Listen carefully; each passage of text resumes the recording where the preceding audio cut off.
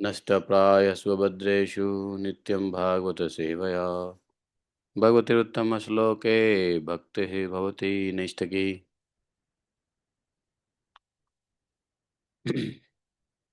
ॐ जन्मादशतन्व्याधितरतः चार्थे सह विज्ञाशराठ तेने ब्रह्महृदयादिकवये मुह्यन्ति यत् सूर्यः तेजोवारि मृदा मिथा विनिमयो यत्र त्रिसर्गो अमृषा धाम्ना यदा निरस्तकुहकं सत्यं परमं धीमहि धर्मः प्रोजितकैत्वत्र परमो निर्मत्सराणां सतां वैद्यं मातृवस्तु शिवदं तापत्रयो नमूलनं श्रीमद्भागवत महामुनिकृते किं वा परळेश्वरः सद्यो हृदयवदत्ते कृतिभिः शुश्रूभिः तदक्षणात् निगमकल्पतरोर्गलितं फलं शिक्मुखाद्द्रवितशयुतं पिबत भागवतं रसमालयं मुहुरहो रसिका भुवि भावुकाः अहं सर्वस्य प्रभवो मत्तः सर्वं प्रवर्तते इति मत्वा भजन्ते मां बुधा भावा समन्विता मच्चित्ता मद्गतप्राणा बोध्यन्तः परस्परं कथयन्तश्च मां नित्यं तुष्यन्ति च रमन्ति च तेषां सततयुक्तानां भजतां प्रीतिपूर्वकं ददामि बुद्धियोगं तं येन मापयान्ति ते तेषामेवानुकम्पार्थम् अहम् अज्ञानजं तमः नाशात्मभावस्थो ज्ञानदीपेन भास्वता अहमेवासमेवाग्रे नान्यत् सतसत्परं पश्चादमृतस्य एव शिष्येत स्वस्म्यहम् ऋतेऽर्थं यत् प्रतीयेत न प्रतीयेत चात्मनि तद्ध्यात्मनोमाया यथा भास्वतात्मा यथा महान्ति भूतानि भूतेषु चावचश्वनो प्रविष्टानि प्रविष्टानि तथा तेषु तेष्वहम् एतावदेव जिज्ञासं तत्र जिज्ञासुनात्मना अन्यव्यतिरेकाभ्यां यत्स्यात् सर्वत्र सर्वदा हरे कृष्णा कृष्ण कृष्ण हरे हरे हरे राम राम राम हरे हरे हरे कृष्णा कृष्ण कृष्ण हरे हरे हरे राम राम राम हरे हरे। बोले ग्रंथराज श्रीमद्भागवतम की जय। श्रील व्यासदेव भगवान की जय। श्रील सुखदेव गोस्वामी महाराज की जय। श्रील प्रभुपाद की जय। वृंदावन धाम की जय। राधा कुंड श्याम कुंड गिरि गोवर्धन की जय। जय जय श्री राधे। हरे कृष्ण। आवाज क्लियर है? होना ही चाहिए।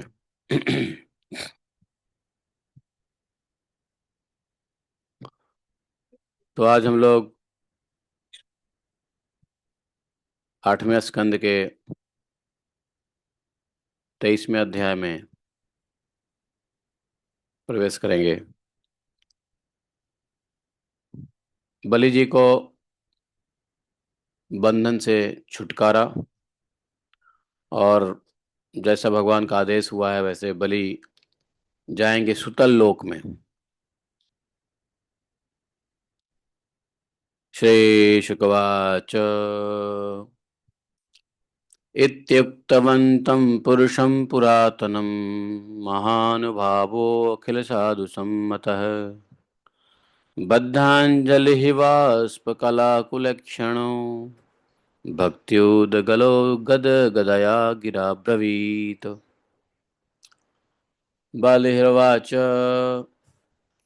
अहो प्रणामाय कृतः समुद्दद्म प्रपन्नभक्तार्थविधौ समाहितः यतलोकपालैः त्वदनुग्रहोऽमरैः लब्धपूर्वोऽपसद अश्रुैः अर्पितः।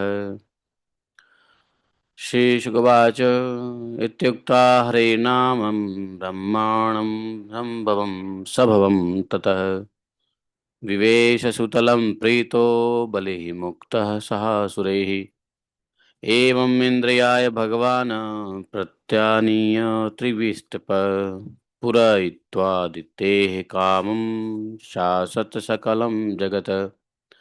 लब्ध प्रसादम निर्मुक्तम पौत्रम वंशधरम बलिम निशाम भक्ति प्रणव प्रहलाद इदम ब्रवीत। ओम अज्ञानादिमनान्धस्य ज्ञानाञ्जनशलाकया चक्षुरुन्मीलितं येन तस्मै श्रीगुरवे नमः। श्रीचैतन्यमनोभीष्टं स्थापितं येन भूतले स्वयं रूपा कदा मह्यं ददाति स्वपदान्तिकं। वन्देऽहं श्रीगुरोः श्रीयुतपदकमलं श्रीगुरो न वैष्णवांश श्रीरूपं सागरजातं सहगणरघुनाथान्वितं तं सजीवम् साद्वैतं सावधूतं परिजनसहितं श्रीकृष्णचैतन्यदेवं श्रीराधाकृष्णपादां सहगण ललिता शिवशाखान्वितांश्च। हे कृष्ण करुणा सिंधु दीनबंधु जगतपते गोपेश गोपिका कांतम राधा कांतम नमोस्तुते। तप्त कांचन गौरांगी राधे वृंदावनेश्वरी वृषभानुसुते देवी प्रणमामि हरिप्रिये। वाञ्छाकल्पतरुभ्यश्च कृपा सिन्धुभैव च पतितानां पाप्नेभ्यो वैष्णवेभ्यो नमो नमः। जय श्री कृष्ण चैतन्य प्रभु नित्यानंद श्री अद्वैत गदाधर श्रीवासादि गौरभक्तवृंद। हरे कृष्ण कृष्ण कृष्ण हरे हरे, हरे राम राम राम हरे हरे।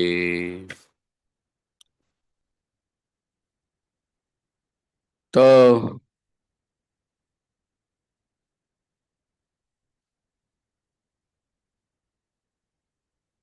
सुखदेव जी कहते हैं,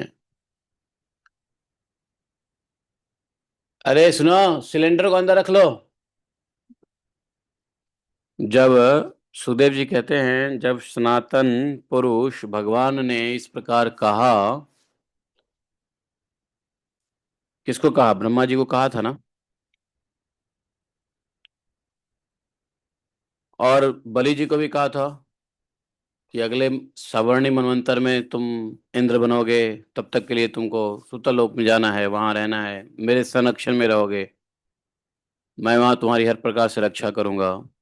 भगवान ने आश्वासन दिया था। इस प्रकार से भगवान ने कहा तो दैत्यराज के नेत्रों में, बलि के नेत्रों में आंखों से आंसू आ गया है। प्रेम के उद्रेक से उनका गला भर आया है।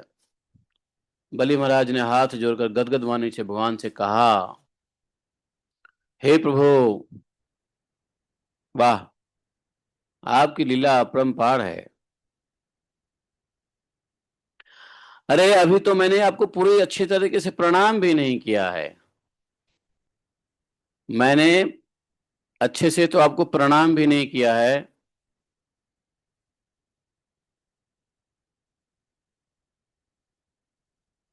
मैंने तो सिर्फ आपको प्रणाम करने की चेष्टा किया है। अहो प्रणामाय कृत समुद्यम। अभी तो मैंने आपको प्रणाम करने की चेष्टा ही किया है। प्रपन्न भक्तार्थो विधौ समाहिता। और प्रणाम करने की चेष्टा मात्र से, प्रणाम करने की कोशिश मात्र से आपने मुझे वह फल दे दिया जो आपके चरणों के शरणागत भक्तों को प्राप्त होता है। बड़े बड़े लोकपाल और देवताओं पर जो आपने कृपा कभी नहीं की, वह मुझ जैसे नीच असुर को सहज से, सहजता से प्राप्त कर। तो जो देवताओं को भी नहीं देते, हाँ आप वो हमें आपने दे दिया, इतनी सहजता से आपने दे दिया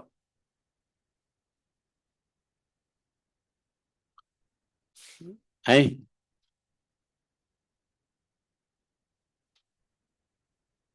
ये तो इस प्रकार से बलि ने वरुण के पास से मुक्त हो गए। तब बलि जी को खोल दिया गया, जो बांधा गया था वरुण पास से। तब उन्होंने भगवान ब्रह्मा जी और शंकर जी को प्रणाम किया।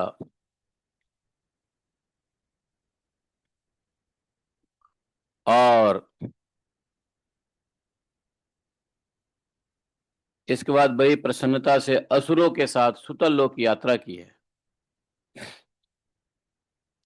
देखो,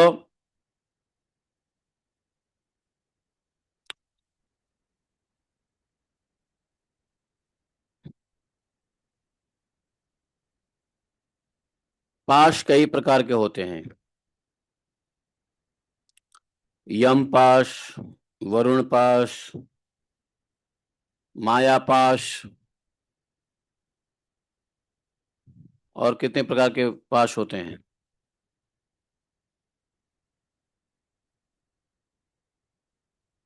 तो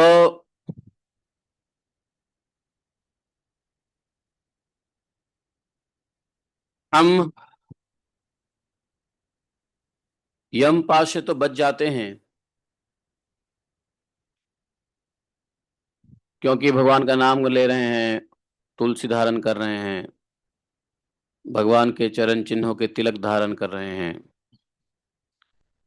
तो ये यम पाशों से तो बचा देता है, परंतु यह ऐसा जरूरी नहीं कि आपको आपको मोह माया के पाश और वरुण पाश से बच जाओ। क्योंकि मोह माया की पाश से तो कोई देवता भी नहीं बचे हैं। अभी अभी भगवान शंकर ने कैसे भगवान मोहिनी की मोह माया मोह पाश में फंस गए, और जीव तो संसार में मोह पाश में फंस के पड़ा ही आता है। ऐसे मोह पाश में फंस के पड़ा रहता है, बंधे रहता है कि वो चाह करके भी नहीं निकल सकता। यदि ज्ञान हो भी जाए तो भी निकलने में बड़ी कठिनाई होती है। ऐसा मोह पाश है। और वरुण पास तो भगवान के पास रहता ही है।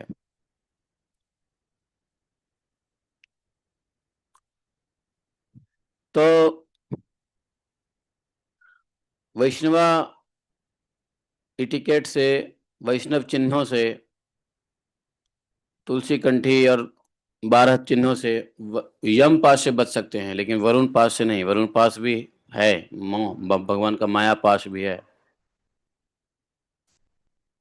इसी वरुण पास से बलि महाराज को बांध रखा था भगवान ने। अब ब्रह्मा जी के प्रार्थना करने पे और बलि को छोड़ दिया गया,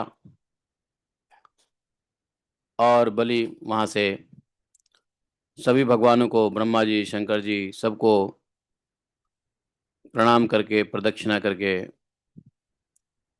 उनकी पूजा, अर्घ इत्यादि सबको प्रसन्न करते हुए फिर वो सुतल लोक की यात्रा करने के लिए गए। इस प्रकार भगवान ने बलि के स्वर्ग का राज्य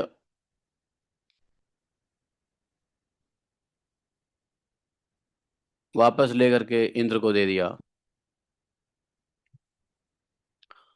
पुनः इंद्रदेव अपने स्वर्ग के राज्य पे अधिपति स्थापित हुए। माता अदिति को प्रसन्नता हुई है, उनकी मनोकामना पूर्ण हुई है, और स्वयं भगवान उपेंद्र बन गए हैं। इंद्र तो इंद्र है ही, लेकिन भगवान स्वयं वामन देव उपेंद्र बन गए, इसलिए वामन देव का दूसरा नाम उपेंद्र भी है। उपेंद्र।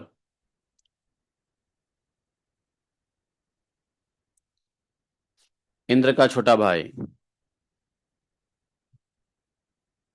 उप प्रधानमंत्री, प्रधानमंत्री का छोटा प्रधानमंत्री, ऐसा उपेंद्र बन गए, और सारे जगत का उन्होंने शासन करने लगे। जब प्रहलाद जी ने देखा कि मेरे वंशधर पुत्र राजा बलि बंधन से छूट गए हैं, उन्हें भगवान का कृपा प्रसाद प्राप्त हो गया है, तो भक्ति भाव से प्रहलाद महाराज भर आए हैं।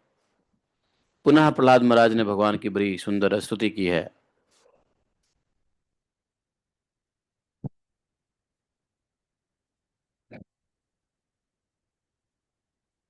प्रहलाद महाराज ने क्या स्तुति किया है?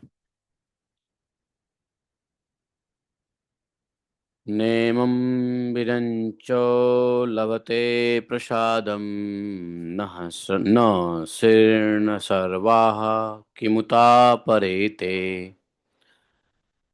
यन्नो असुराणामसि दुर्गपालो विश्वाभिवन्दैरपि वन्दिताग्रे, यत्पादपद्म करन्दनिषेवणेन ब्रह्मादय शरणदाष्णभूतभूतिः।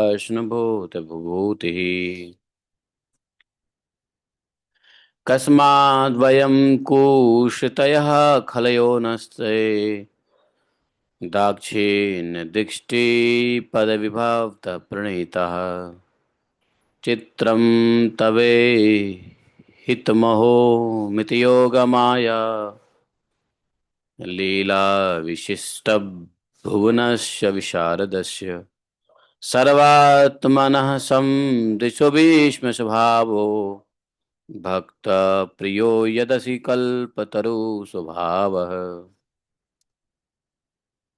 प्रहलाद जी ने कहा, हे प्रभु, यह कृपा प्रसाद तो कभी ब्रह्मा जी, लक्ष्मी जी और शंकर जी को भी नहीं प्राप्त हुआ।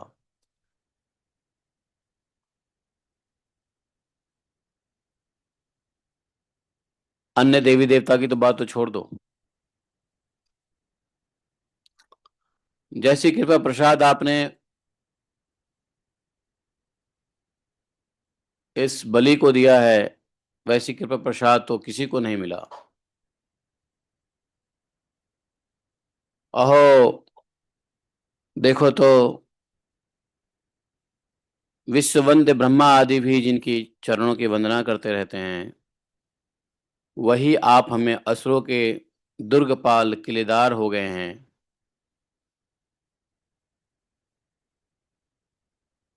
भगवान ने कहा था ना कि मैं वहां पे रक्षा के लिए मौजूद रहूंगा, तो बोले कि दुर्गपाल अर्थात सीमा की रक्षा के लिए किलेदार हो गए।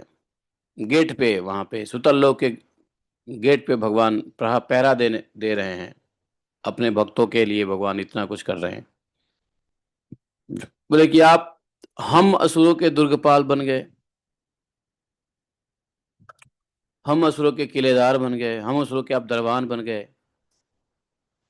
जिस सुतलोक में बलि रहेगा उसके आप दरवाजे पे रक्षा करेंगे, हर तरीके से बलि को सुरक्षा और भोग की सारी वस्तु देंगे, आप उनके दुश्मनों से रक्षा करेंगे स्वयं। कितनी बड़ी बात है। किसके लिए? असुरों के लिए, हम असुरों के लिए। ऐसा तो आपने किसी देवताओं के भी नहीं किया। खैर, देवताओं के लिए तो भगवान करते ही रहते हैं, पर असुरों ने ऐसा किया, वो बहुत बड़ी बात है। इसलिए देखो, कोई फर्क नहीं पड़ता, कोई असुर हो या देवता हो, कोई मनुष्य हो, कोई चांडाल हो या कोई अंत्यज हो, या कोई कोई ब्राह्मण हो या कोई वैश्य हो, क्षत्रिय हो, या कोई मलक्ष हो, कुछ भी होने से फर्क नहीं पड़ता है। फर्क पड़ता है कि कुछ भी रहते हुए भगवान की भक्ति करो बस। परम पद जो बड़े बड़े तपस्वी ऋषि मुनि को मिलता है, वह सब उन सभी जीवों को मिलता है जो सिर्फ और सिर्फ भगवान की भक्ति करते हैं, भगवान के शरणागत होते हैं, धर्म निष्ठ होते हैं, वैष्णव धर्म में आ रहते हैं, भागवत धर्म का पालन करते हैं, भागवत धर्म को समझते हैं। तो कोई फर्क नहीं पड़ता है कौन असुर में है, दैत्य में है, राक्षस में है, देवता में है, मनुष्य में है, गंधर्व में है, किन्नर में है, कौन कहाँ है, कोई फर्क नहीं पड़ता है। कोई मुस्लिम है या कोई हिंदू है या कोई सिख है, कोई ईसाई है, कोई फर्क नहीं पड़ता है। बस एक गुण की आवश्यकता है, वह है भगवत शरणागत, भागवत धर्म को जानना और भगवान के प्रति आश्रित रहते हुए अपने कर्मों को करना, चाहे उसका कर्म असुर वाला क्यों न हो। यहाँ बलि तो असुर है ना, बलि असुर है, और वो अपने असुर के भी, असुर के स्वभाव के मुताबिक कर्म भी कर रहे हैं, लेकिन फिर भी धर्म के मर्मज्ञ है, फिर भी भगवान के भक्त हैं।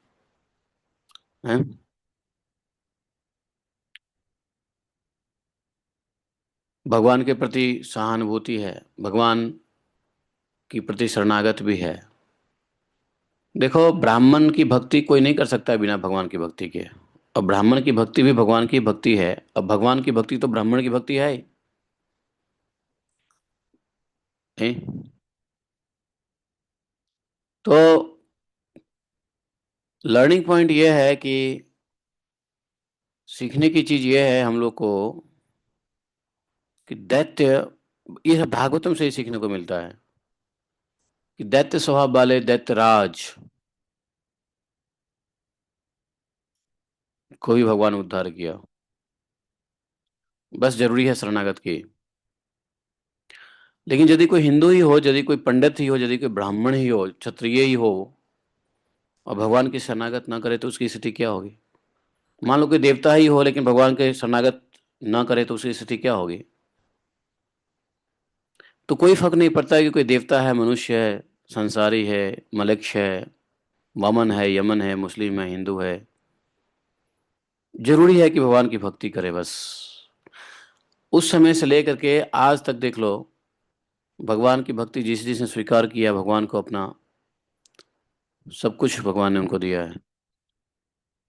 इसलिए भगवान के भक्तों में कोई कास्ट नहीं, क्रीड नहीं, कुछ नहीं। भगवान किसी के जाति धर्म वर्ण नहीं देखते हैं। वो तो भगवत स्वभाव देखते हैं। इसलिए देखो कितने मुस्लिम भक्त बने हैं, कितने ईसाई भक्त बन गए। हाँ, प्रभुपाद जी ने ईसाइयों को भक्त बनाया। नहीं?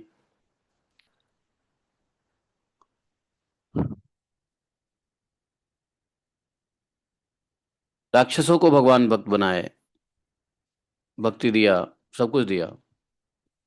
बलि दैत्य है, असुर है, असुर स्वभाव से वो कर्म कर्म भी किया है, लेकिन फिर भी वो धर्मज्ञ है।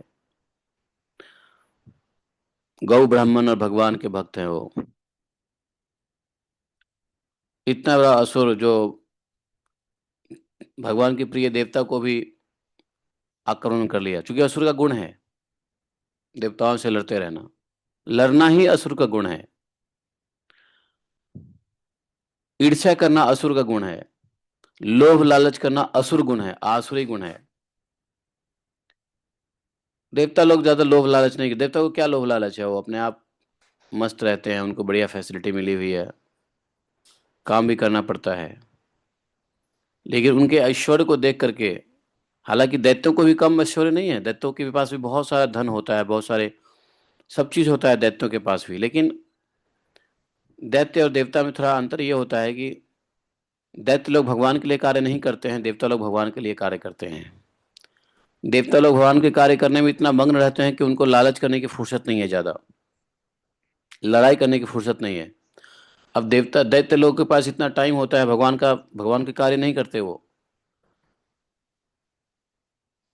तो उनके पास वो टाइम रहता है, तो भगवत कार्य करने वालों से ईर्ष्या करना, लालच करना, उनसे लड़ाई करना, उन पे आक्रमण करना, उनका छीन लेना, ये सब आसुरी गुण है। तो ये आसुरी स्वभाव तो बलि के पास भी था ही, जब तो देवताओं के ऊपर आक्रमण किया।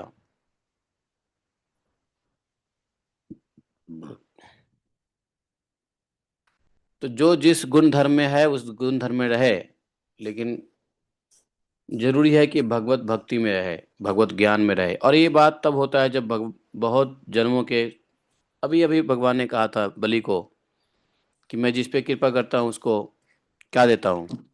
जिस जीव पे कृपा करता हूँ उसको क्या करता हूँ? सब कुछ छीन लेता हूँ। क्योंकि जीव कर्म के कारण अनेक योनियों में भटकता रहता है।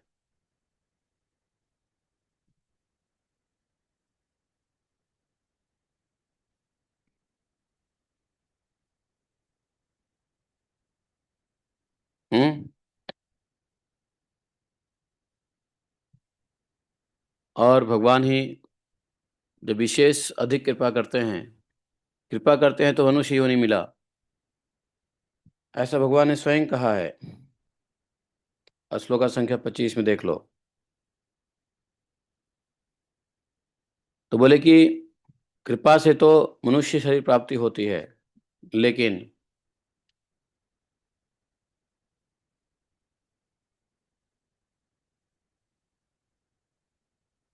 मेरी जब बड़ी कृपा होती है, महती कृपा होती है, मेरी जब विशेष कृपा होती है, तो उस व्यक्ति को भागवत ज्ञान मिलता है।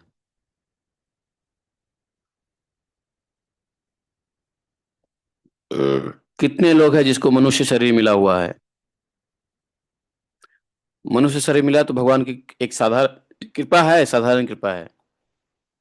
लेकिन मनुष्य शरीर में भी यदि भगवान की भक्ति करने का, भगवत ज्ञान लेने का, गुरु शास्त्र स्वीकार करने का अवसर मिलता है, बुद्धि मिलता है, तो ये भगवान की बहुत विशेष कृपा है। और यह विशेष कृपा जिस किसी पे भी हो जाए, वो भगवान का भक्त बन जाता है। अब ये कृपा किस पे करेंगे भगवान?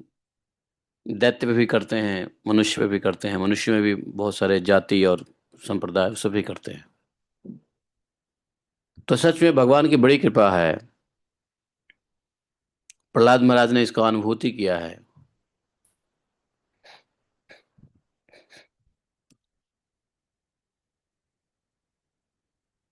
प्रहलाद महाराज इस बात को समझ रहे हैं कि हम लोग जन्म से खल और कुमारगामी हैं। दैत्य हैं, जन्म से ही खली हैं, कुमारगामी कुमार्ग गलत रास्ते पे चलने वाले हैं। और आपने हम पर ऐसी अनुग्रह की है, बल्कि आश्चर्य कर रहे हैं कि आपकी ऐसी अनुग्रह पूर्ण दृष्टि कैसे हो गई हमारे ऊपर। हम दैत्य के ऊपर कैसे हो गई? दैत्य तो कभी भगवान के प्रिय नहीं हो सकते। और ऐसी कृपा की आपने कि आप हमारे द्वारपाल ही बन गए। आपने अपनी योग माया से खेल ही खेल में त्रिभुवन की रचना कर दी। आप सर्वज्ञ, सर्वात्मा, वास्तव में समदर्शी हैं, फिर भी आपकी लीलाएं बड़ी विलक्षण जान पड़ती है। आपका स्वभाव कल्प वृक्ष के समान है, क्योंकि आप अपने भक्तों से अत्यंत प्रेम करते हैं। इसी से वे कभी कभी उपासकों के प्रति पक्षपात और विमुखों के प्रति निर्दयता भी आप में देखी जाती है। भगवान हैं समदर्शी, लेकिन अपने विलक्षण लीलाओं से अपने भक्तों से इतना प्रेम करते हैं कि भक्तों को जो देते हैं ना, तो लगता है कि दूसरों को लगता है कि भगवान प्रतिपक्ष कर रहे हैं, भगवान पक्षपात कर रहे हैं, भगवान फेवर कर रहे हैं, भगवान समदर्शी नहीं हैं। ये ऐसा उनको लगता है जो भगवान के भक्त नहीं हैं। और और ये भगवान का स्वभाव है, अपने भक्तों से इतना प्रेम करते हैं तो कि बहुत कुछ देना चाहते हैं, जिससे वो पक्षपात दिखता है, लेकिन वास्तव में पक्षपात होता नहीं है।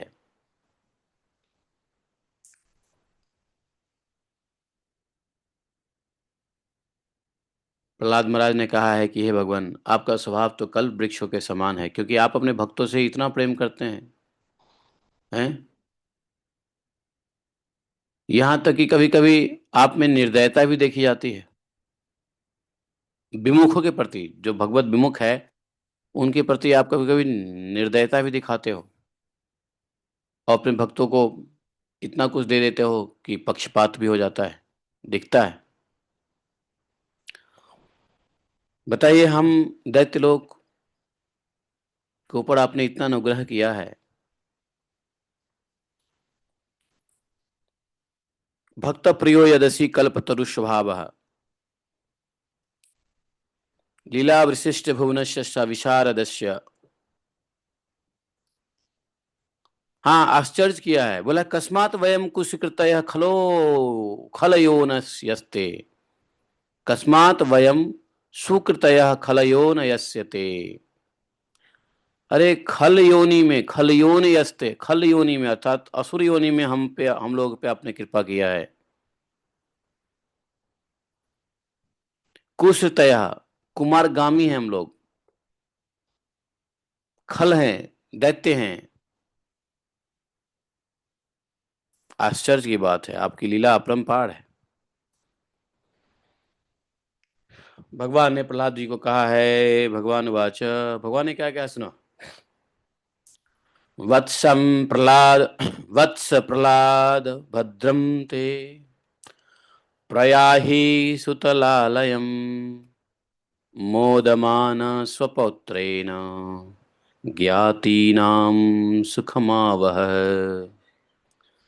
नित्यं द्रष्टासि मां तत्र गदापाणिवस्थितं मददर्शनमाह्लाद दग्धस्थकर्मनिबन्धनः। भगवान ने कहा, बेटा प्रहलाद, तुम्हारा कल्याण हो। अब तुम भी चाहो, एक काम करो, तुम भी सुतरलोक में जाओ।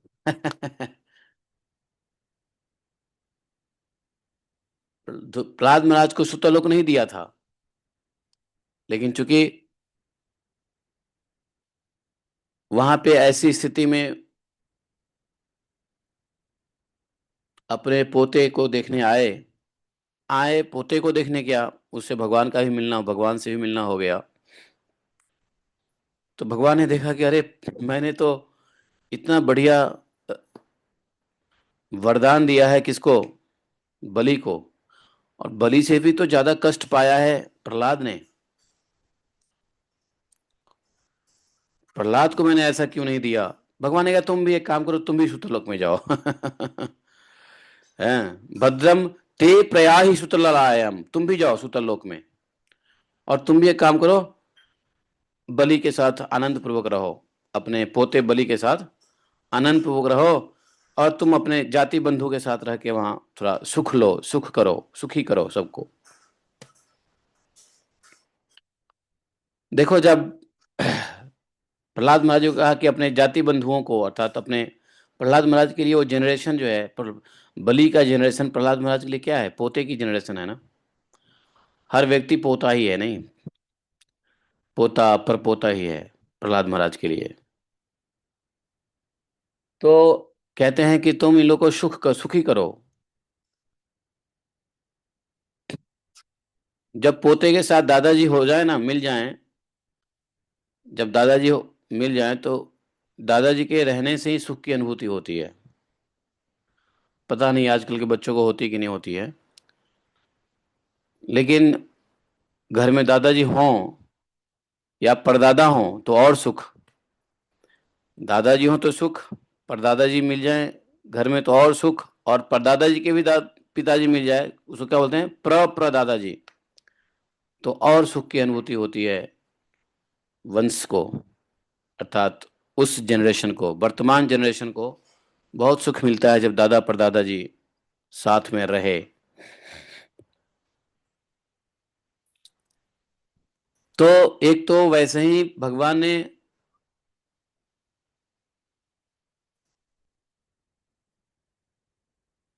दैत्यराज बलि महाराज को इतना बढ़िया जगह दे दिया, सूतल लोग, इतनी व्यवस्थाएं कर दी, स्वयं रक्षा के लिए तत्पर हो गए। उसके बाद कहते हैं टॉप ऑफ द चेरी, सोने पे सुहागा, और बलि महाराज को प्रदान करने के लिए प्रहलाद महाराज का संग दे दिया। बताओ, अरे प्रहलाद महाराज का संग दे दिया बलि महाराज को, मतलब सुतल लोक में भक्तों का संग दे दिया भगवान ने, है, बलि को भक्त का संग दे दिया। कैसा भक्त, प्रहलाद महाराज जैसा महान भक्त का संग दे दिया। इतनी कृपा किया बलि के ऊपर, इंद्र पद भी दिया अगले सवर्णी मनवंतर में, सुतल लोक दिया जहां देवता की पहुंच नहीं है, सारा वैभव से संपन्न सुतल लोक दिया, स्वयं उसके रक्षा करने के लिए उसका पूरा सिक्योरिटी इंचार्ज भगवान स्वयं बन गए सुतल लोक के। जब तक बलि वहां रहेगा भगवान वहां रहेंगे, पहरा देते रहेंगे, बलि के शत्रुओं का दमन करेंगे। भगवान ने अपने सुदर्शन चक्र को ही बलि के सेवा में लगा दिया, जब तक बलि वहां रहेंगे सुदर्शन चक्र तुम्हारे शत्रुओं को नाश करता रहेगा, बलि को लड़ना भी नहीं पड़ेगा।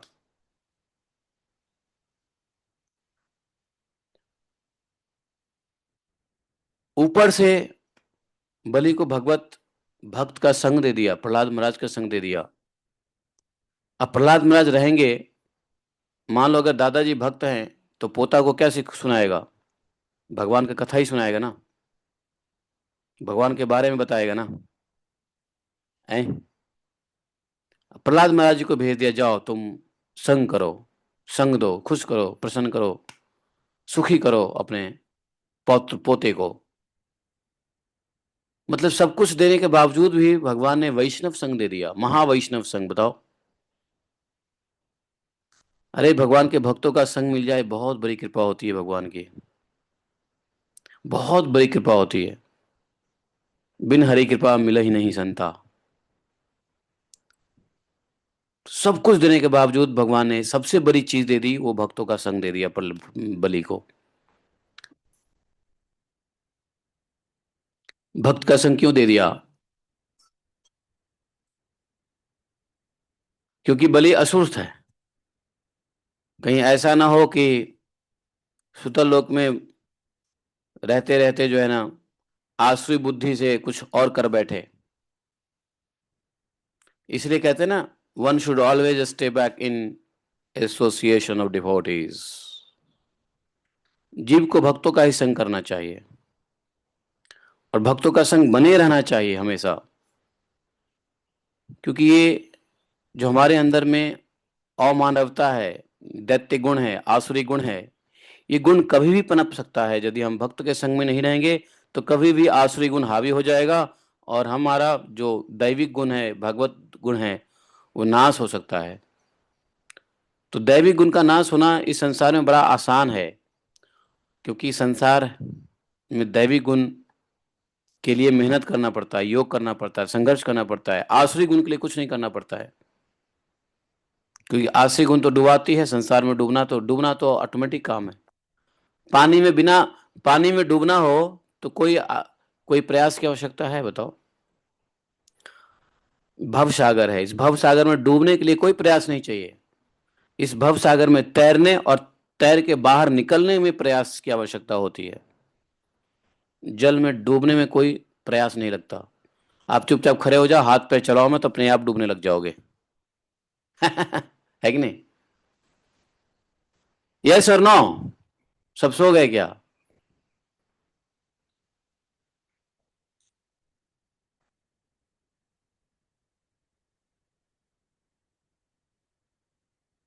तो प्रहलाद महाराज को इसलिए भक्त का संग दे दिया।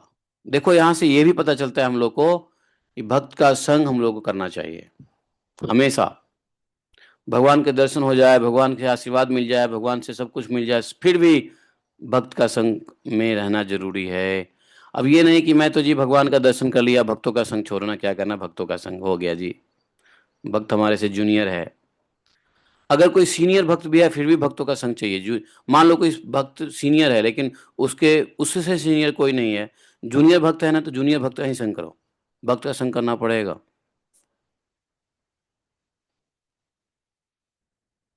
समझे? आपने देखा ना ध्रुव महाराज, प्रहलाद महाराज को देखा, प्रहलाद महाराज। हाँ, ध्रुव जी को देखो, ध्रुव जी, ध्रुव जी को देखो क्या हुआ। ध्रुव जी तो भगवान का दर्शन प्राप्त कर लिए, सब कुछ प्राप्त कर लिया, लेकिन फिर भी अपने 36,000 वर्ष तक भगवान ने कहा कि तुम राज्य शासन करो, और अपने शासन काल में फिर उनको क्षत्रिय गुण सवार हो गया। और क्षत्रिय गुण के कारण, क्षत्रिय गुण के तो था ही, प्लस अपने भाई के मृत्यु का मोह माया में फंस करके वो बदला लेने लग गए यक्षों से। नहीं, ध्रुव महाराज ने ऐसा किया ना? नहीं किया। यक्षों से, चूंकि जब ध्रुव के भाई को जब मार दिया यक्षों ने, तो यक्ष को ही मारना चालू कर दिया ध्रुव जी ने। भाई के मृत्यु का बदला लेने लग गए, जैसे हिरण्यकशिपु हिरण्याक्ष की बदला लेने लग गया। तो आश्रित गुण आ गया। नहीं, आश्रित गुण आ गया। नहीं, भगवान से भी मिले थे वो तो, ध्रुव जी इतनी तपस्या किए थे ध्रुव जी, फिर भी आश्रित गुण आ गया। बदले की भावना क्या है? आश्रित गुण है। क्रोध करना क्या है? आश्रित गुण है। तो क्रोधित हो गए वो, और यक्षों को मारने लग गए। फिर क्या हुआ? फिर वहां पे नारद जी आए, उनको ज्ञान दिया, फिर भक्तों का संग हुआ, वैष्णव का संग हुआ। भागवत का संग हुआ, तब उनको याद आ गया, ओ मुझे तो भगवान ने दर्शन दे दिया है। भगवान, इसलिए देखो, कोई कितना भी तरक्की कर ले, कोई कितना भी भगवान का दर्शन कर ले, कोई कितना भी भगवान का साक्षात्कार कर ले, लेकिन जब तक इस माया जगत में है, उसको भक्तों का संग चाहिए। संग नहीं रहेगा, भगवान को भूल जाएगा और माया में फिर फंस जाएगा। ध्रुव जी सब भूल गए। ध्रुव जी सब भूल गए थे कि मुझे किसी समय में मैंने तपस्या किया था, हाँ, और मुझे भगवान ने दर्शन दिया था, मुझे भगवान ने ऐसे ऐसे बूंद दिए थे, हैं, ये सब भूल गए। राज्य शासन में अपनी क्षत्रिय गुण राजा के स्वभाव में शासन कर रहे थे, और चल रहा था जिंदगी ऐसे ऐसे ही, सब भूल गए थे वो। नहीं, फिर नारद जी आए, फिर उनको याद दिलाया, तब जाकर के उन्होंने सब कुछ त्याग करके पुनः भगवत धाम को गए, ध्रुव लोक को। तो ध्रुव जैसे महान भक्त के साथ भी देखो कितनी अद्वितीय अविलक्षण तपस्या से उन्होंने भगवत प्राप्ति की थी। लेकिन वैसे लोग भी जब संसार सागर में डे टू डे लाइफ में आते हैं तो सब भूल जाते हैं। यह है ही माया जगत। माया जगत का काम ही है भगवान की स्मृति को खत्म कर देना और यहाँ की भौतिक स्मृति को बनाए रखना, काम क्रोध लोभ मोह मद मात्सर्य डाल देना। तो इसलिए भक्तों का संग करने के लिए बलि महाराज को, प्रहलाद महाराज को भी भेज दिया, जाओ जाओ प्रहलाद तुम भी जाओ। हैं, कितनी अच्छी बात, कितना अच्छा व्यवस्था भगवान करते हैं। भगवान की ऐसी व्यवस्थाओं से हम लोग को सीखना चाहिए। इसलिए कभी भी हम लोग को इंडिपेंडेंट नहीं रहना चाहिए, भक्तों का संग हमेशा बनाए रखो, नहीं तो भूल जाओगे भगवान को। ऐसी जगह पे जाते हो जहाँ भक्त का संग ही नहीं है, तो कोई बात नहीं, ऑनलाइन ऑफलाइन किताब से कैसे भी पुस्तकों का संग करो, ऑनलाइन ऑफलाइन संग करो। तो कलयुग में बहुत सारी व्यवस्थाएं हैं भगवान के भक्तों के साथ। कलयुग में बहुत सारी विषमताएं हैं, लेकिन बहुत सारी व्यवस्थाएं भी है, जिससे हम दूर बैठे भी भगवान के भक्तों के संग में रह सकते हैं। भगवान के भक्तों के पुस्तक के माध्यम तो है ही, ऑनलाइन है ऑफलाइन है, जैसे तैसे नहीं, इसलिए बहुत आसान है कलयुग में।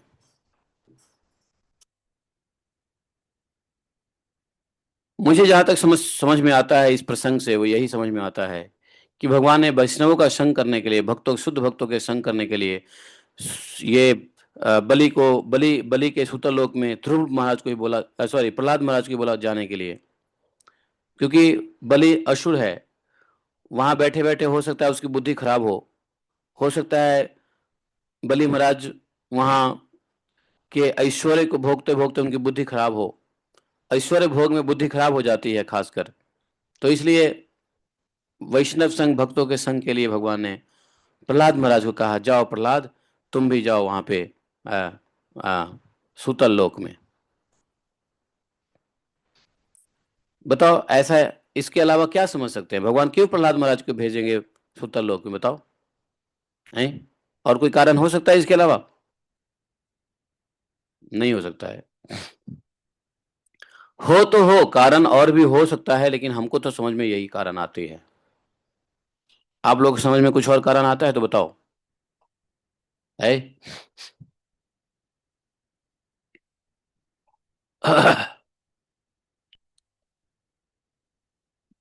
भगवान ने कहा, देखो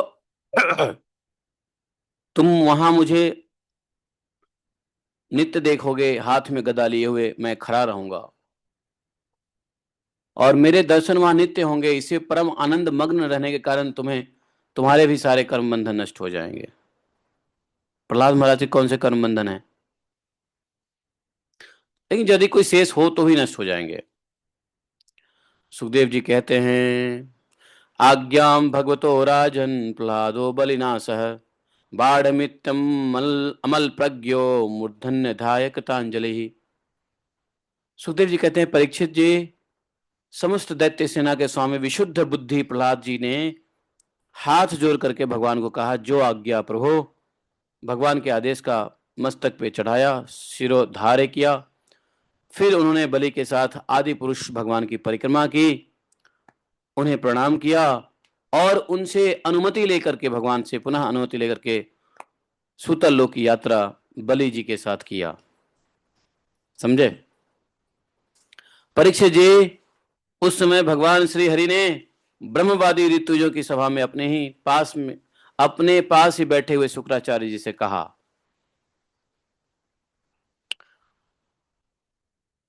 प्रथा देवी दासी, अभी आई हो? लेट आई हो? इतना लेट क्यों आई हो माता जी? लेट क्यों आई है? मैं कॉल सुन के फिर से आगे 2 मिनट में शुरू से आई हुई हूँ। भागवतम के लिए 2 मोबाइल रखो, एक कॉलिंग के लिए, एक भागवतम के लिए। अच्छा, ये कॉलिंग जो होती है ना वो सब, या एक दूसरे नंबर पे ट्रांसफर कर दिया करो कॉल। ये सब डिस्टर्ब है संसार में कॉल आना। संसार का कॉल आना मतलब संसार में फंसाने वाली कॉल आता है। भगवत कथा में कोई भी डिस्टरबेंस माया है, आपको भागवत से दूर ले जाने के लिए आता है। फोन को डाइवर्ट कर दो, लाइन लाइन पे कॉल को डाइवर्ट कर दो। जिस मोबाइल से सुनते हो भागवत, उसको डाइवर्ट कर दो किसी और नंबर पे, so that you will get call on other number. Sorry, ये आपका पर्सनल प्रॉब्लम है। तो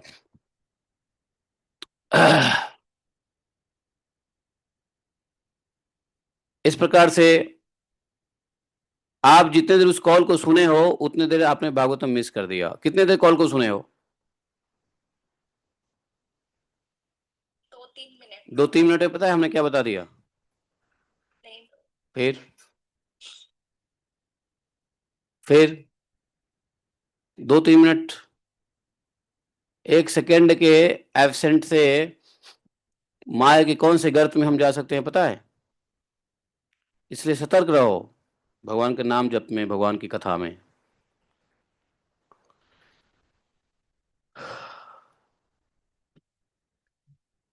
भगवान की बहुत बड़ी कृपा हो रही है जो भागवत का सुनने को मिल रहा है।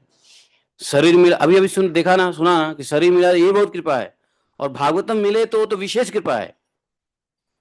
और विशेष कृपा में भी डिस्टरबेंस, हाय हाय हाय हाय।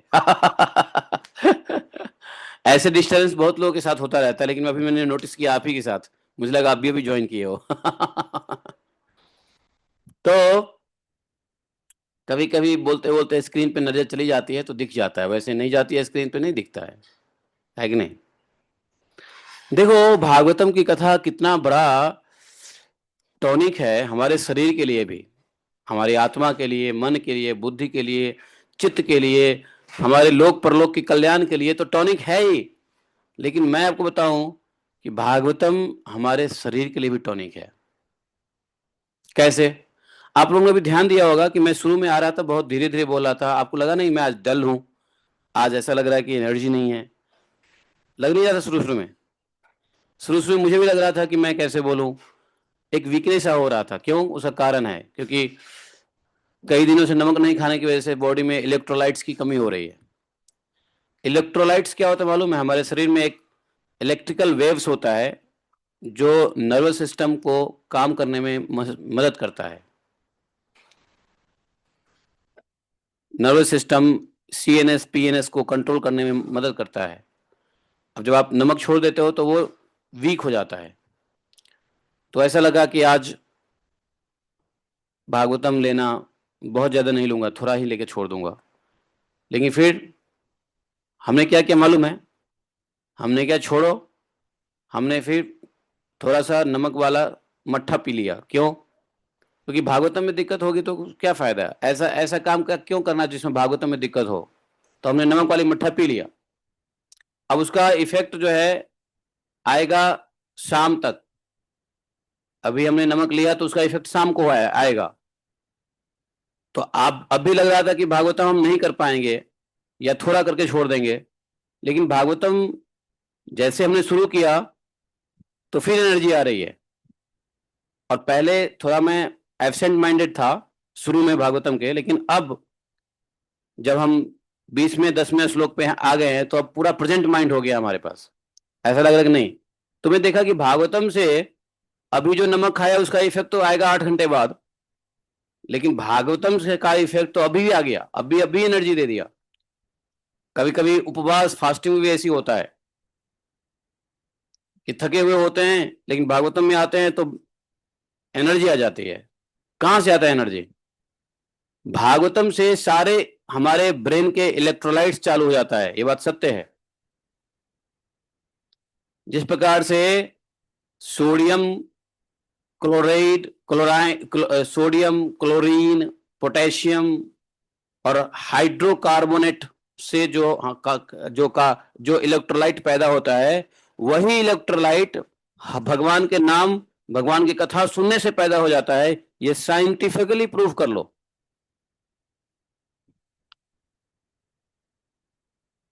साइंटिफिकली प्रूव कर सकते हो। जैसे ग्लूकोज पी लिया, ग्लूकोज पीने के बाद कैसे एनर्जी आ जाती है तुरंत, वैसी एनर्जी आ जाती है भगवान के नाम और कथा सुनने से। तो इसका मतलब है कि जो वस्तु इलेक्ट्रोलाइट का काम करता है, भागवतम भी शरीर पे इलेक्ट्रोलाइट का काम करता है। ये कोई मशीन से प्रूफ करे, लेकिन मैं तो ऐसी अनुभव से प्रूफ कर रहा हूं। तो ऐसे तो है भागवतम कथा है।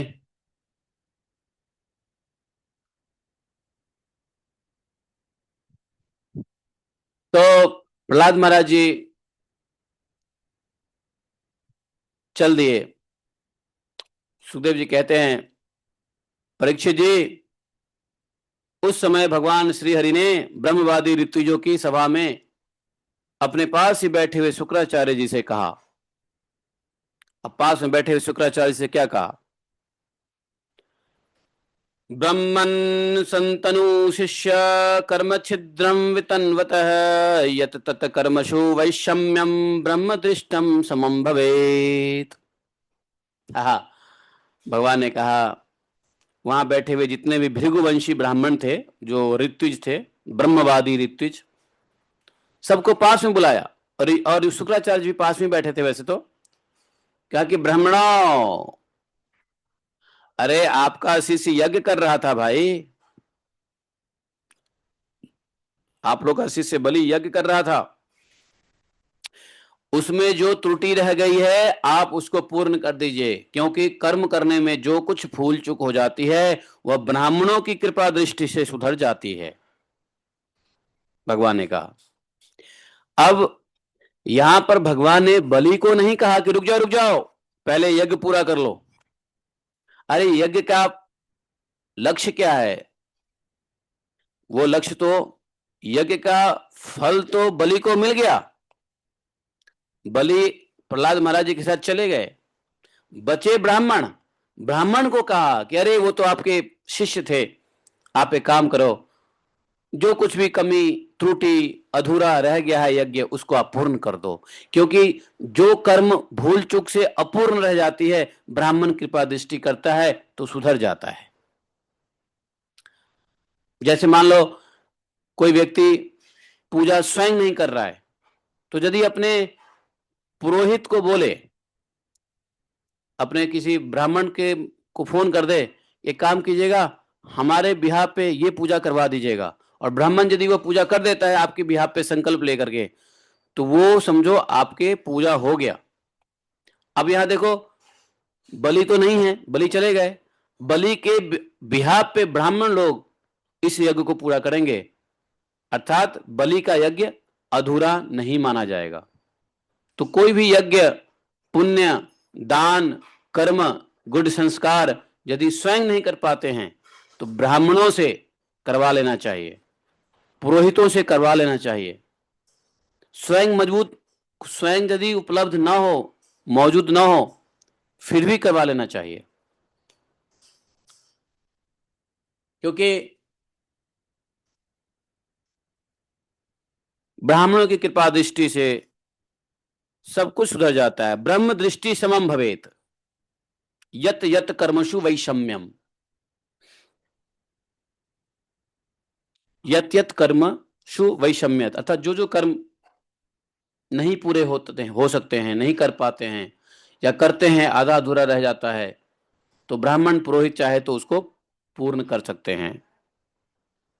ये भगवान ने कहा, अर्थात भगवान ने आदेश दिया शुक्राचार्य को कि आप लोग यज्ञ पूरा करो अपने शिष्यों का, अपने यजमान का यज्ञ अधूरा मत छोड़ो, पूरा करो।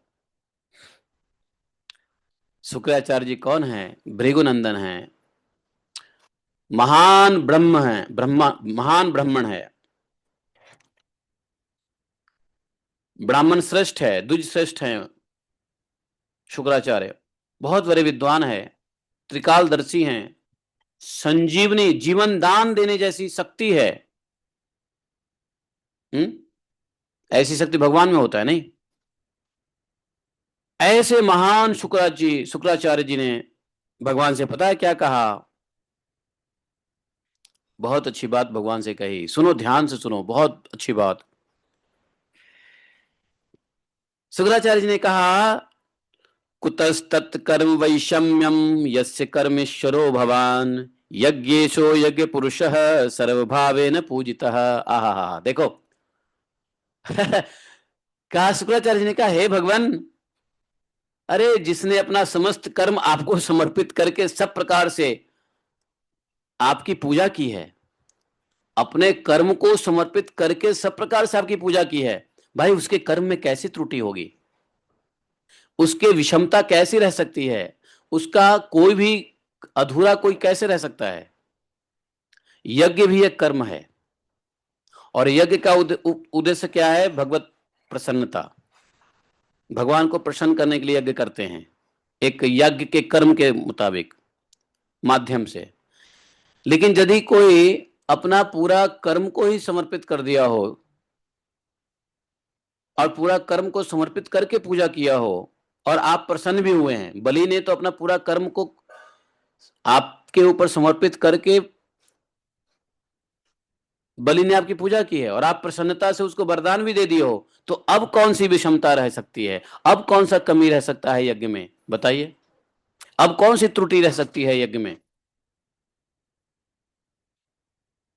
यज्ञ में तो त्रुटि तब होता है जब भगवान प्रसन्न ना हो, तो समझिए यज्ञ में त्रुटि है।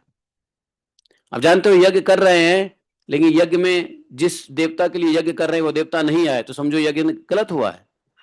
जिस सिद्धि को प्राप्त करने के लिए यज्ञ कर रहे हैं वह सिद्धि नहीं मिली, तो यज्ञ में त्रुटि है। मान लो किसी को पुत्र की प्राप्ति के लिए यज्ञ करना है, लेकिन यज्ञ किया फिर भी पुत्र प्राप्त नहीं हुआ, तो इसका मतलब है यज्ञ में त्रुटि है। भगवान प्रसन्न नहीं हुए, इसका मतलब यज्ञ में त्रुटि है। कहीं सुखाड़ पड़ रहा है, बारिश होने के लिए यज्ञ कर रहे हैं, तो यज्ञ में त्रुटि है अगर बारिश नहीं हुई तो। यहां तो आप प्रसन्न हो गए हो, आपने उनको पुरस्कृत भी किया है बलि को। भाई बलि ने सारा कर्म समर्पित कर दिया, बलि ने आपको अर्घ सब कुछ पूजा कर दिया, आपने बलि पे प्रसन्न भी हो गए, बलि को आपने अच्छा सदगति भी दे दी। अब कौन सी यज्ञ में त्रुटि रह गई है? भगवान यहां पर शुक्राचार्य जी की परीक्षा ले रहे हैं। वास्तव में शुक्राचार्य जी की परीक्षा ले रहे हैं भगवान यहां पर। तो भगवान ने जैसे कहा वैसे ही शुक्राचार्य ने जवाब दिया। अब कौन सी त्रुटि रह गई है, कैसी विषमता रह गई है? क्योंकि एक और श्लोक दिया है, बहुत अच्छा श्लोक, बोले कि मंत्रतः तंत्रतः छिद्रम देश कालाह हविवस्तुतः सर्वम करोति निश्चिद्रम नाम संकीर्तनम तवा। वाह वाह वाह वाह वाह। शुक्राचार्य जी यह श्लोक मैं बार बार कोट करता हूं, सर्वम करोति निश्चिद्रम नाम संकीर्तनम तवा। शुक्राचार्य जी कहते हैं मंत्र की, अनुष्ठान पद्धति की, देश काल पात्र की, वस्तु की सारी भूलें, चाहे कोई जगह शुद्ध हो अशुद्ध हो, मान लो कोई समय गलत समय पे, या कोई अपात्र या कोई अशुद्ध वस्तु, या अनुष्ठान की पद्धति विधि में कोई भी अगर त्रुटि है, तो कहते हैं कि आपके नाम संकीर्तन मात्र से सुधर जाती है। भगवान आपका नाम सारी त्रुटियों को पूर्ण कर देता है, आपका नाम सारी त्रुटियों को पूर्ण कर देता है। देखो इसीलिए कोई भी यज्ञ करते हैं, कोई भी पूजा करते हैं, कोई भी पाठ करते हैं, कुछ करते हैं, तो लास्ट में क्या करना चाहिए? भगवान का नाम संकीर्तन करना चाहिए। भगवान के नाम संकीर्तन से क्या होता है? सारी रही सही त्रुटि समाप्त हो जाती है। ये बहुत बड़ा मंत्र है। इसलिए हम लोग देखो, हम लोग जप करते थे, योगा करते थे, उसके बाद हम लोग हरिनाम संकीर्तन करते हैं ना। तो हरिनाम संकीर्तन क्यों करते हैं? सुनते हैं कि यदि जप में त्रुटि हो गई हो, जप यज्ञ है, जप यज्ञ में कोई त्रुटि हो गई हो, तो हरिनाम संकीर्तन से सब सुधर जाता है। सर्वम करोति निश्चिद्रम, सभी प्रकार की त्रुटियां दूर हो जाती है, सुधर जाती है। तब नाम संकीर्तनम, आपके हरिनाम कीर्तन करने से। समझे? एक बार मैं साईं मंदिर में गया। साईं मंदिर जानते हो? साईं बाबा की मंदिर देखा है? साईं बाबा की मंदिर किसी ने देखा है? नहीं देखा है? नहीं देखा है?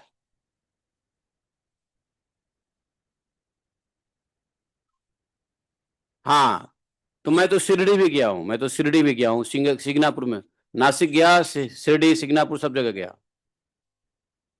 तो साईं मंदिर में मैंने देखा, मुझे आश्चर्य लगा, अच्छा भी लगा, आश्चर्य भी लगा। जब साईं की जो आरती करते हैं ना, तो साईं की आरती के बाद वो लोग हरे रामा रामा राम हरे हरे, हरे कृष्णा कृष्णा कृष्णा हरे हरे, यह मंत्र बोल के नाचते हैं वहां पे। आपने इस बात को नोटिस किया है? Anybody had notice this thing? जब कभी भी शिरडी में आरती होगी, उसके अंत में हरे रामा राम राम हरे हरे, हरे कृष्णा कृष्ण कृष्ण हरे हरे बोल के वहीं पे सभी लोग नाचने लगेंगे। मतलब घूमने लगेंगे। नाचना मतलब घूमने लगेंगे। घूमना भी एक नाचना ही है। में भी टेम्पल है, वहाँ पे भी ऐसा ही होता है। वो बाद में वो करते हैं, उसमें डांस करते हैं महामंत्र। नोएडा में कौन सा टेम्पल है? सेक्टर 34 में है। कौन सा टेम्पल है? साईं मंदिर। हाँ, मतलब हर मंदिर में ऐसा होता है। साईं, हाँ, यदि आप लोगों ने, क्योंकि मैं कुछ दिन साईं के भी भक्ति में रहा था पूछो ना कौन कौन से घाट के पानी नहीं पिए। तो साईं भक्ति में भी मैं रहा था कुछ दिन। और साईं बाबा के जो साईं सतचरित्र है वो भी मैंने पूरा पढ़ा हुआ है। पता नहीं, कोई 1-2 महीना का फेज ऐसा था, मैं साईं भक्तों के साथ रहा। तो साईं सच्चरित्र पढ़ लिया, उन लोगों के साथ उठना बैठना रहा। हाँ, 2-3 महीना में साईं भक्तों के साथ रहा था, कट्टर साईं भक्तों के साथ। तो मैं उनका सारा सिस्टम समझ लिया, फिलोसफी समझ लिया। साईं सच्चरित्र पूरा पढ़ा हुआ है मेरा। तो खैर उनको याद ना करें, लेकिन हम याद इसलिए कर रहे हैं कि जैसे ही आ, ये भागवत धर्म में भागवतम हमने पढ़ा, तो भागवत में जैसे ही ये बात हमने समझी शुक्राचार्य जी की, कि भगवान को कह रहे हैं कि सर्वम करोति निश्चिद्रम तव नाम संकीर्तनम, तो मुझे याद आया कि अरे बाप रे, इसलिए साईं बाबा के आरती में अंत में हरे रामा हरे कृष्णा करके लोग नाचते हैं। वहां मैंने पूछा भी लोगों से। उस मंदिर के एक पुजारी थे, तो उनसे पूछा कि भाई ये लास्ट में ये महामंत्र क्यों करते हो, और ये महामंत्र उल्टा क्यों करते हो? हरे कृष्णा है, हरे कृष्णा ही करना चाहिए, हरे रामा तो नहीं करना चाहिए, तो वैदिक मंत्र है। तो वो कुछ जवाब नहीं दे पाए, लेकिन बोले जी ये तो हमारा कीर्तन है, आरती है, रोज का है, तो हम। अब बताओ, मान लो कोई साईं बाबा को किसी रूप में देखे, आरती किसी रूप में देखे, साईं बाबा को गुरु रूप में देखो या किस रूप में देखो, आरती किसी गलत व्यक्ति का कर लिया, मान लो, चलो साईं बाबा भगवान नहीं है या गुरु भी नहीं है, सतगुरु भी नहीं है, सच्चे गुरु भी नहीं है, मान लो आरती किया ना, गलत अनुष्ठान कर दिया, यहां लिखा ना अनुष्ठान पद्धति की गलती से, मंत्रों की गलती से, अनुष्ठान पद्धति की गलती से, देश काल की गलती से, पात्र और वस्तु की शुद्ध अशुद्ध की गलती से यदि कोई त्रुटि रह जाए तो आपके नाम संकीर्तन से सुधर जाता है। तो लास्ट में नाम संकीर्तन कर लिया तो क्या हुआ? सब सुधर गया। तो इसलिए मैंने देखा कि जो साईं भक्त हैं उनके अंदर में थोड़े सद्गुण जरूर है। साईं भक्त भी बड़े प्रेमी होते हैं, उनके अंदर भी बड़ा दया भाव रहता है, वो भी गलत काम नहीं करेंगे, वो भी बड़ा कोऑपरेटिव होते हैं, वो भी बड़े, आप लोग कभी साईं भक्तों के साथ रहे हो, बड़े कोऑपरेटिव होते हैं, बड़े एक दूसरे को केयर करते हैं बहुत ज्यादा। जी प्रभु जी, मैंने हैदराबाद में ज्वाइन किया हुआ है, वहाँ साईं बाबा की बहुत पूजा होती है। हाँ, तो जहां भी साईं भक्त हैं वहां देखोगे कि बड़े कोऑपरेटिव होते हैं, बड़े उदारवादी होते हैं, आपको मदद करेंगे, भूखे हो प्रसाद खिलाएंगे, नौकरी नहीं नौकरी लगवा देंगे, हर तरीके से मदद करते हैं, बड़े सद्गुण होते हैं, मतलब सद्गुणों से भरा होता है उनके, बड़े उनके अंदर क्या बोलते हैं उसको, निर्मलता रहता है उनके हृदय में भी, साईं भक्तों के भी हृदय में भी, है कि नहीं, बड़े सेंसिटिव होते हैं, मतलब दूसरों जीव के प्रति बड़े केयर करते हैं। सद्गुण तो कूट कूट के भर जाता है साईं भक्तों में। कारण क्या है? ये दैवी गुण कहां से आ गया उन लोगों में? तो नंबर एक, या तो साईं बाबा को गुरु मान के पूज रहे हैं, तो गुरु निष्ठा से आ गया, या मान लो यदि साईं बाबा को भगवान समझ के पूज रहे हैं और साईं भगवान नहीं है, पक्की बात नहीं है, भगवान तो हो ही नहीं सकते साईं, और शास्त्र में साईं बाबा का कहीं कोई डिस्कशन है नहीं, तो साईं एक सूफी संत हो सकते हैं या कोई गुरु हो सकते हैं। तो कोई भगवान अगर अगर गुरु हैं तो गुरु भी भगवान के बराबर ही होता है लगभग। और अंत में देखो, अगर उनकी पूजा पद्धति में कोई कमी रह भी गई तो लास्ट में देखो, हरि नाम संकीर्तन से अर्थात महामंत्र से उनके सारे त्रुटि खत्म, इसलिए उनके अंदर सद्गुण आ गए हैं। मैं ढूंढ रहा था कि आखिर ये लोग गलत मार्ग पे है तो इनके अंदर ऐसी भावना कैसे आई, इतना हृदय कोमल कैसा है इन लोगों का, इतने केयरिंग कैसे हैं, इतने गुड नर्चर्ड कैसे हैं ये लोग, इनका स्वभाव कोमल कैसा है, मृदुल स्वभाव है, केयरिंग है, शेयरिंग है। जानते हो, पूरे पूरे ट्रेन के ट्रेन भक्तों को ले जाते हैं, कोई कोई झगड़ा नहीं, कोई लड़ाई नहीं, कहीं कुछ नहीं, कोई एक दूसरे का बड़ा, जैसे वैष्णवाई टिकट्स होता है ना, वैसे ही वहां साईं भक्तों के साथ एक बहुत अच्छा ही टिकट्स है। मैं पता नहीं क्यों भागवतम में इस बात को कर दिया, क्योंकि इस बात का मैं क्लासिक एग्जांपल दे रहा हूं कि मेरा रिसर्च है। तब मुझे पता चला, ढूंढा कि इन लोगों में ऐसा क्या है। तो एक तो गुरु के प्रति श्रद्धा, अगर साईं को गुरु के रूप में देखते हैं तो गुरु के प्रति श्रद्धा भाव, तो गुरु की पूजा। दूसरी, अगर गुरु पूजा पद्धति में भी कभी कोई दोष है तो लास्ट में जो लोग हरे नाम संकीर्तन करते हैं ये उन लोगों को ठीक कर देता है। समझे? इसलिए दैवीय गुण है, और उसमें वो इतना सुख महसूस करते हैं कि आप कहोगे हरे कृष्णा महामंत्र कर, वो नहीं करेंगे, कहोगे कृष्ण की भक्ति करो, नहीं करेंगे। क्यों? क्योंकि कुछ दैवीय गुण आ गया, हृदय परिवर्तन हो गया, हृदय बड़ी कोमल है, उनको लगा कि नहीं यही सुख है, बाहर दुनिया में लड़ाई झगड़ा है, साई भक्ति में ही आनंद है, साई भक्ति में ही हृदय को शांति मिलती है। वो नहीं छोड़ेंगे, वो हरि भक्ति में नहीं आएंगे, भगवान की भक्ति में नहीं आएंगे। समझे? उसका कारण है क्योंकि वहीं उनको सुख मिल गया है, वहीं उनको सत्संग मिल गया। सत्संग मिले ना मिले, लेकिन सद व्यक्ति मिल गया है, सद व्यक्तियों का संग मिल गया वहां पे, इसलिए वो नहीं छोड़ेंगे वो। फिर भगवान भी तो, भगवान की कृपा भी तो होनी चाहिए, है? साईं बाबा के भक्त भी ऐसे ही, हमारा डिवोटी इनके भी सेम ही है। तो क्या है कारण, क्या है? गुरु रूप में पूछते हैं ना, गुरु रूप में पूछते हैं उनको, है कि नहीं? और गुरु की आराधना चाहे गलत हो सही हो, आपका भावना गुरु के रूप में है तो गुरु तत्व ही भगवान तत्व, भगवत तत्व है, चाहे कृष्णम वंदे जगत गुरु, गुरु तत्व ही भगवत तत्व है। तो दैवीय गुण तो आएगा ही चाहे वो गलत हो है कि नहीं? लेकिन भगवान की कृपा, इसलिए कह रहा हूं ना कि भगवान की बड़ी असीम कृपा है कि अच्छों में भी बेस्ट टू बेस्ट हमको मिला है। दुनिया में बहुत सारी अच्छाइयां हैं, लेकिन अच्छाइयों में बहुत सारी अच्छाई हमको मिला है, भागवत संग मिला है। कितने बार दंडवत करोगे भगवान को? कम है भाई, पूरे दिन रात दंडवत कर रहे, 1000 दंडवत करो रोज, फिर भी कम है भगवान के इस कृपा के लिए, इस महान कृपा के लिए। नहीं तो हर जगह बढ़िया है सब। आप ब्रह्म कुमारी में जाओ, ब्रह्म कुमारी के लोग ही बड़े, आ कुमारी तो ऐसे ही कोमल होती है, लेकिन ब्रह्म कुमारी में जाके और कोमल हो जाती है है कि नहीं? कुमारी तो स्वभाव से ऐसी कोमल होती है, लेकिन ब्रह्म कुमारी में जाके ऐसे और कोमल हो जाती है कि लगता है कि नहीं नहीं नहीं नहीं, संसार में बहुत झंझट है, यही सबसे बढ़िया शांति है, यही सबसे बढ़िया आनंद है, यही सबसे बढ़िया सब कुछ है। तो भगवान ने जहां जिसको फिट कर दिया उसको वही सुख की अनुभूति हो रही है, वही जा रहा है।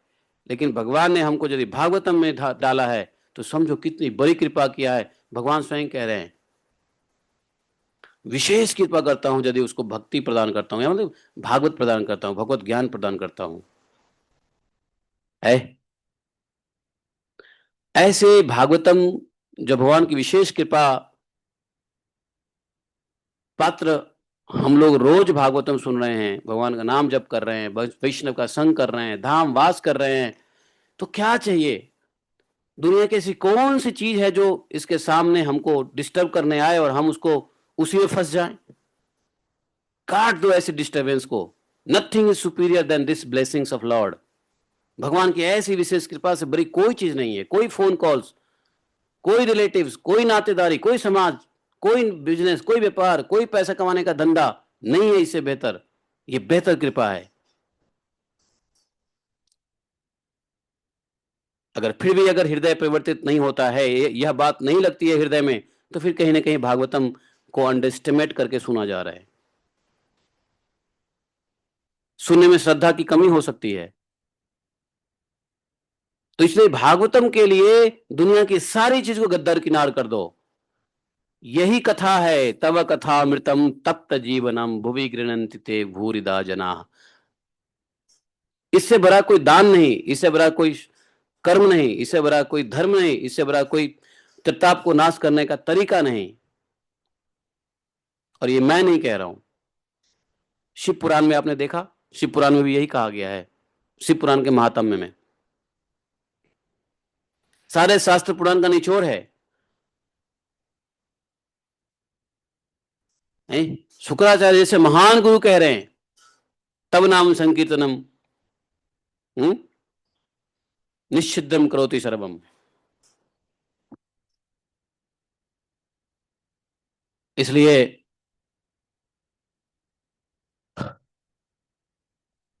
श्री हरि बोले कि क्यों तथापि बदतो भूमन। लेकिन देखो अब ब्राह्मण है, ब्राह्मण भगवान के भक्त होते हैं, शुक्राचार्य भी भगवान के भक्त हैं, भगवान की बात को मान लिया। आगे कहा तथापि वदतो भूमन, हे भगवान फिर भी चूंकि यह आपकी आज्ञा है तो हम जरूर आधे अधूरे यज्ञ को पूर्ण जरूर करेंगे। देखा, शुक्राचार्य ने भगवान को कह दिया अरे यज्ञ की क्या जरूरत है, अब आपके नाम संकीर्तन कर लिया जाए यही बहुत है। लेकिन फिर भी तथापि अंततः बदतो भूमन, यदि आप कह रहे हैं करिष्याम्य अनुशासनम, मैं आपकी आज्ञा का अवश्य पालन करूंगा। अनुशासन का मतलब क्या होता है? आज्ञा का पालन। अनुशासन का मतलब आज्ञा का पालन। तो यहां बोला कि करिष्यामि अनुशासनम, मैं आपकी आज्ञा का पालन करूंगा। अनुशासन अर्थात जो शासन कर रहा है उसको फॉलो करना अनुशासन कहलाता है। जो शासन करे उसको एज इट इज स्वीकार लेना अनुशासन है। भगवान शासन कर रहे हैं ना, भगवान शासक है ना, तो भगवान की बातों को स्वीकार कर लेना अनुशासन है। गुरु कुछ कहते हैं, गुरु शिष्य पे शासन करते हैं, और अगर शिष्य गुरु के शासन को मान ले तो अनुशासित शिष्य कहा जाता है। तो अनुशासन का मतलब क्या होता है? आज्ञा का पालन। तो यहां पे कहा कि तदापि तदा तथापि वदतो भूमन करिष्याम्य अनुशासनम। देखा कितना ब्यूटीफुल संस्कृत है, वो भी भागवतम का संस्कृत, वो भी शुक्राचार्य से महान कह रहे हैं। नहीं, यच्छ्रेय परम पुंसाम यत्तत्वान ज्ञान अनुपालनम। आप मनुष्य के लिए सबसे बड़ा कल्याण का साधन यही है कि वह आपकी आज्ञा का पालन करे। देखा, शुक्राचार्य ने यह कह दिया यच्छ्रेय परम पुंसाम। पुंसाम मतलब क्या? कल्याण। सबसे परम पुंसाम, परम कल्याण क्या है? यत तव आज्ञा अनुपालनम। यदि आपकी आज्ञा का अनुपालन हो, यह परम कल्याणकारी है मनुष्य के लिए। शुक्राचार्य जी कह रहे हैं आपकी आज्ञा सर्वोपरि है, आपकी आज्ञा पालन ही अनुशासन है, मैं करूंगा, आपने कहा है तो मैं यज्ञ पूरा करूंगा। देखा, भगवान के नाम का ग्लोरिफिकेशन भी कर दिया, अब भगवान की आज्ञा का पालन भी कर लिया। भगवान शुक्राचार्य जी के इसी बुद्धि का टेस्ट कर रहे थे कि शुक्राचार्य करते क्या हैं। भगवान अपने भक्त को बड़ा टेस्ट करते रहते हैं। सुखदेव जी कहते हैं, देखा कितना बढ़िया प्रसंग है शुक्राचार्य जी और भगवान के बीच का, कितना बढ़िया प्रसंग है। बलि महाराज, प्रहलाद महाराज जब भगवान के बीच बातचीत कर रहे हैं, क्या आनंद है?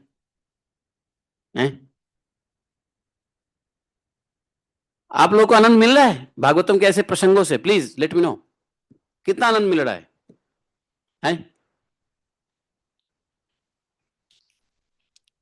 आउट ऑफ 10 कितना मिल रहा है आनंद? 10 प्रभु। हाँ,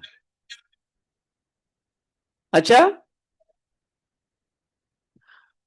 अपने मुंह में मिट्ठू हो रहे हैं सब अपने। देखो, सब अपने अपने को 10 में 10 दे रहे हैं नंबर। अरे जब अपने को नंबरिंग करना हो तो 10 में 10 ही करोगे ना।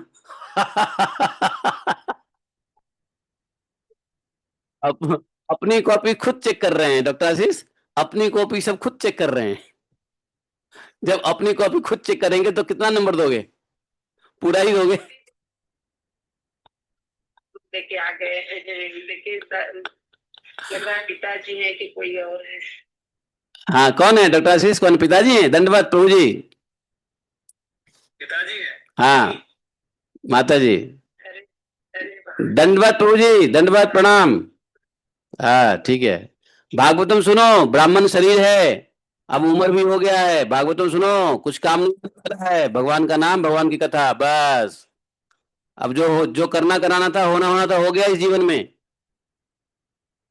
आगे आगे की यात्रा ठीक कर लो। वैसे मैं क्या कहूंगा, आप खुद धाम में बैठे हो, गंगा जी की कृपा है आपके ऊपर, लेकिन छोटी मुंह बड़ी बात मैंने बोल दिया, माफ करना। तो यहां सुखदेव जी कहते हैं, आप लोगों को भागवतम में आनंद आ रहा है, 10 आउट ऑफ 10 इसका टेस्ट होगा, उस टेस्ट में मिलेगा आपको 10 आउट ऑफ 10। अपने मुंह से तो सबने दे दिया 10 आउट ऑफ 10। हाँ, क्या बात है, मुझे हंसी आ रही है। दिव्या माता ने पहले बोल दिया 10 आउट ऑफ 10।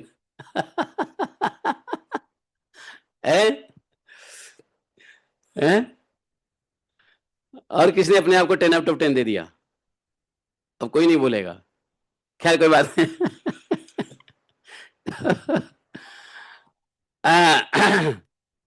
सुखदेव जी कहते हैं कि भगवान शुक्राचार्य ने भगवान श्रीहरि की यह आज्ञा स्वीकार करके दूसरे भृगवंशी ब्राह्मणों के साथ बलि के यज्ञ में जो कमी रह गई थी उसे पूर्ण किया।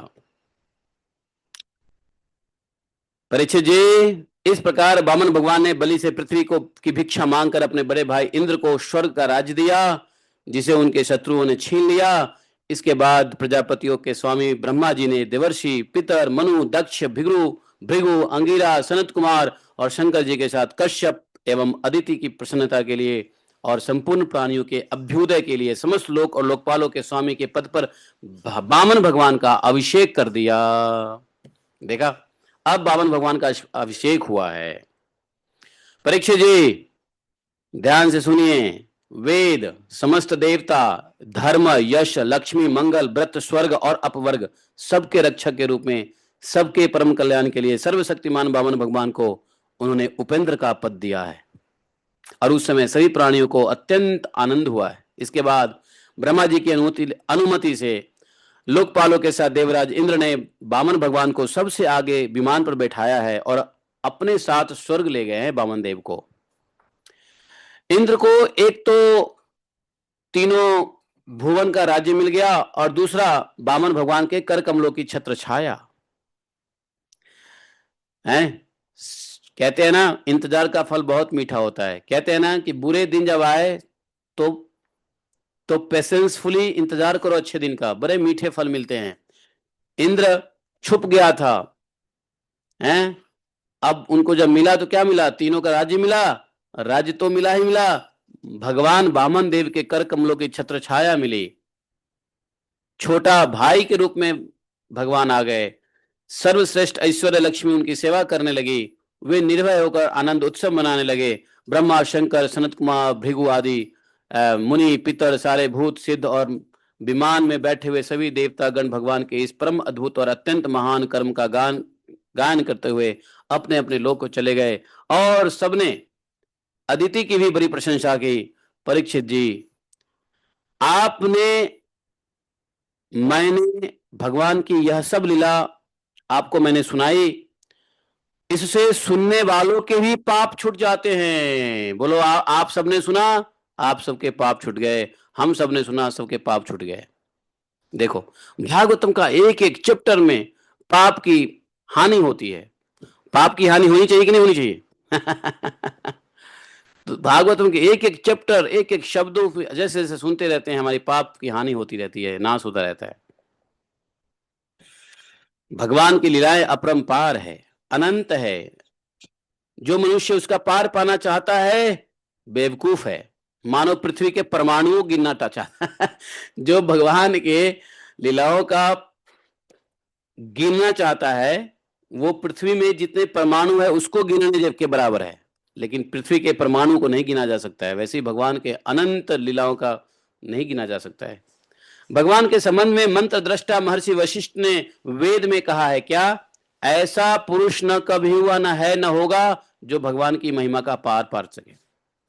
महर्षि वशिष्ठ ने कहा है, ऐसा कोई नहीं हो सकता जो भगवान का पार पा सके। यह लिखा हुआ है, पारम महिमना उर्विक्रमतो गृणाम यह पार्थिनो वापि विमने सहरजान सिमर्त्यः किम जायमाना उत जात उपैति मर्त्यः इत्याह मंत्र दिशु पुरुषस्य यस्य इदम या इदम देव देवस्य हरेर अद्भुत कर्मणा अवतारानुचरितम सिन्वन् याति पराम गतिम।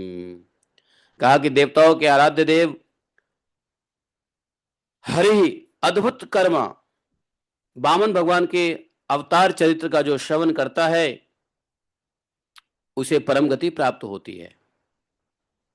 देवताओं के आराध्य देव अद्भुत लीलाधारी वामन भगवान के अवतार चरित्र का जो श्रवण करता है उसे परम गति प्राप्त होती है। देवयज्ञ, पितृयज्ञ, मनुष्य यज्ञ, किसी भी कर्म का अनुष्ठान करते समय जहां तहां भगवान की इस लीला का वर्णन होता है वह कर्म सफलतापूर्वक संपन्न हो जाता है। यह बड़े बड़े महात्माओं का अनुभव है।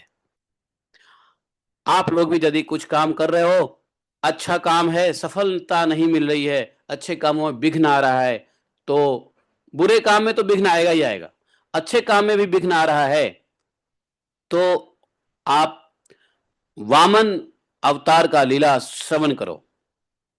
आपके भी बड़े बड़े महात्माओं का ऐसा अनुभव है, लिखा हुआ है, यत्र यत्रानुकीर्तेत तद तेषां सुकृतम विदुः।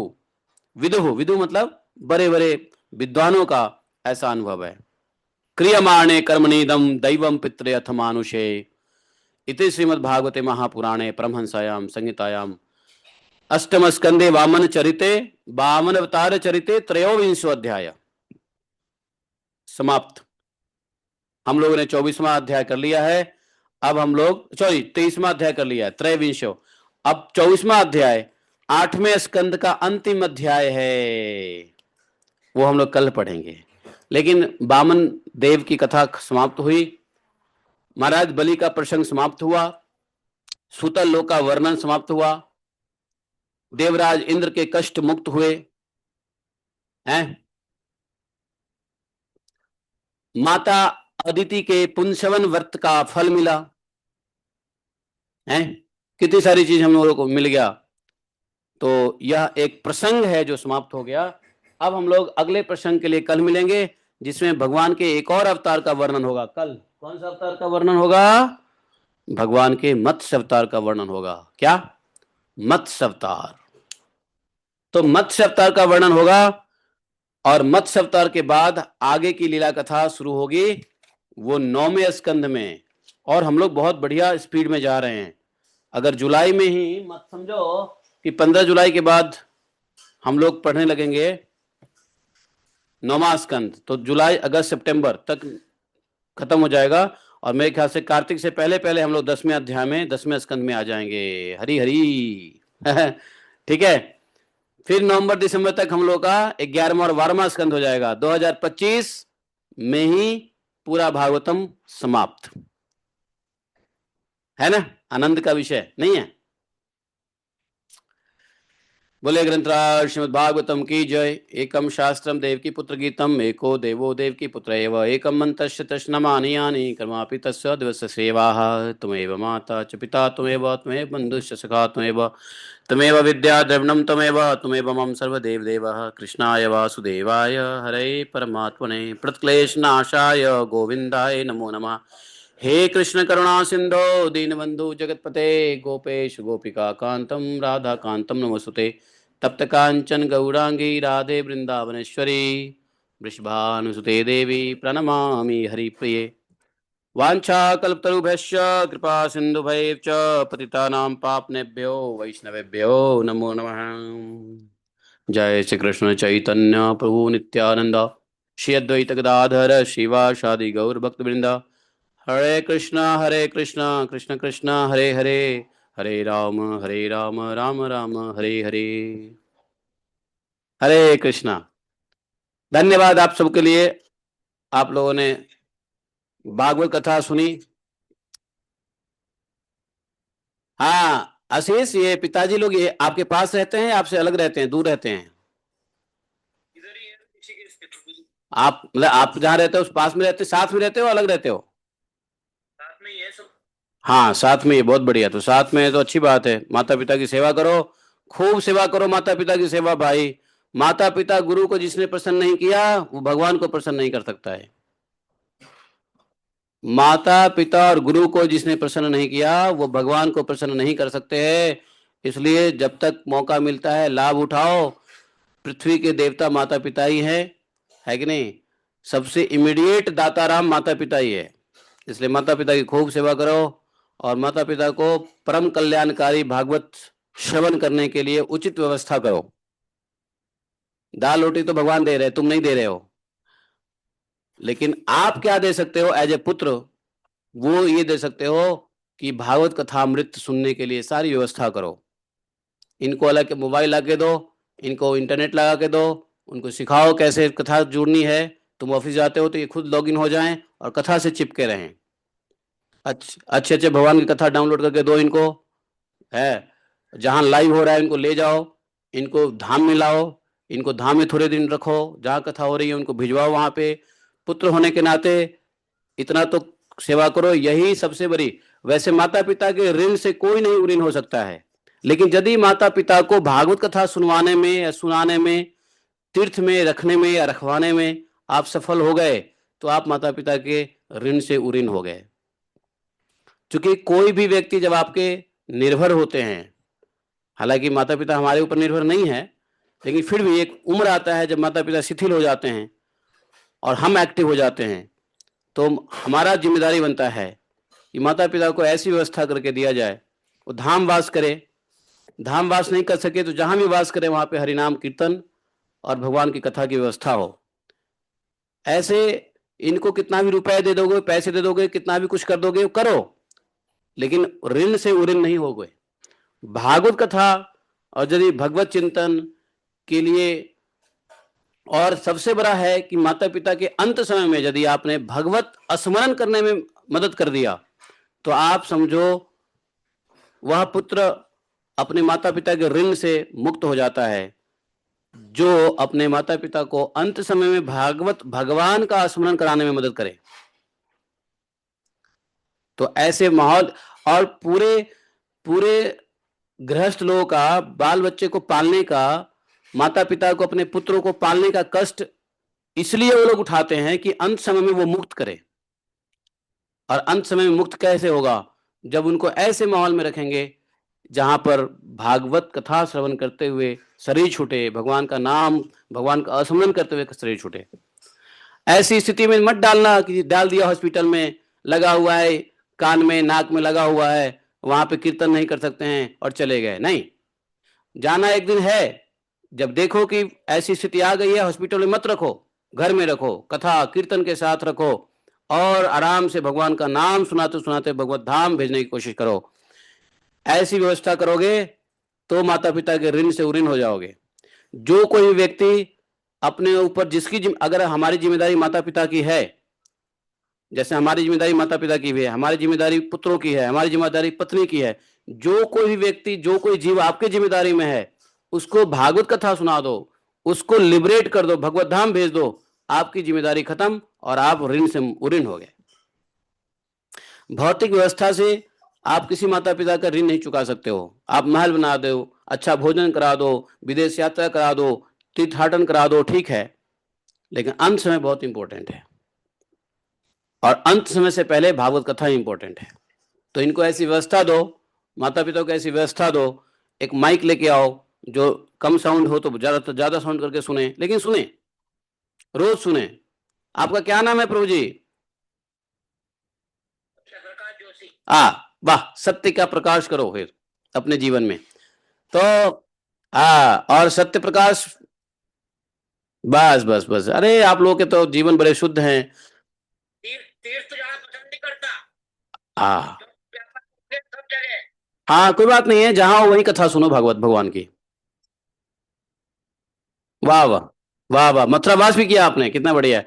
ठीक है, जहाँ, हाँ बढ़िया, जहां पे हो वहीं पे भगवान की कथा सुनो। आप तो वैसे भी धाम में हो, हरिद्वार वैसे ही धाम है, वैसे ही दिव्य क्षेत्र है वो, वैसे ही दिव्य क्षेत्र में आप हो, गंगा जी का सानिध्य है।